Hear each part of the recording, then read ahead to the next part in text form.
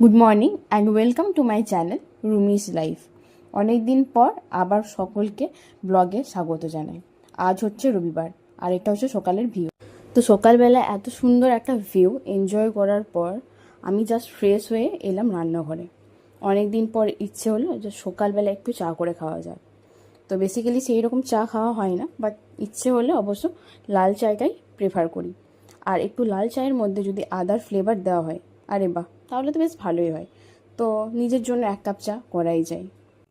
Sunday morning actually আমার অনেকটাই স্লোতে যায়। তারপর এই যে এত সুন্দর একটা চায়ের ফ্লেভার দেখে মনটা এত খুশি হয়ে গেল সকাল সকাল, কি বলবো। এবার করতে হবে একটু পড়াশোনা, কারণ সানডে হতে পারে কিন্তু পড়াশোনা ভাই রোজ তো একটু একটু করে করতে হবে। তো চলো করে নিই। পড়ার পর পেয়েছিল খিদে, তাই ভাবলাম কেননা ব্রেকফাস্টে একটু হেলদি কিছু খাওয়া যাক। ব্রেকফাস্টের পর আমি চলে গেছিলাম স্নানে। স্নান থেকে ফিরে এসে আমি প্রত্যেকদিন চেষ্টা করি একবার ঠাকুর প্রণাম করার, তো সেটাই করে নিচ্ছিলাম। এরপর আজকে রবিবার বলে কথা, তাই লাঞ্চে একটু স্পেশাল কিছু থাকবে, সেটাই স্বাভাবিক। তো চটপট করে খেয়ে নিলাম আজকে রবিবারের স্পেশাল মেনু। তো খাওয়া দাওয়ার পর আমি রেডি হয়ে গেছি, যাবো একটু বাজারে। তো আজকের ব্লগটা এখানে এন্ড করছি। কাদের কাদের ব্লগটা ভালো লেগেছে প্লিজ জানিও।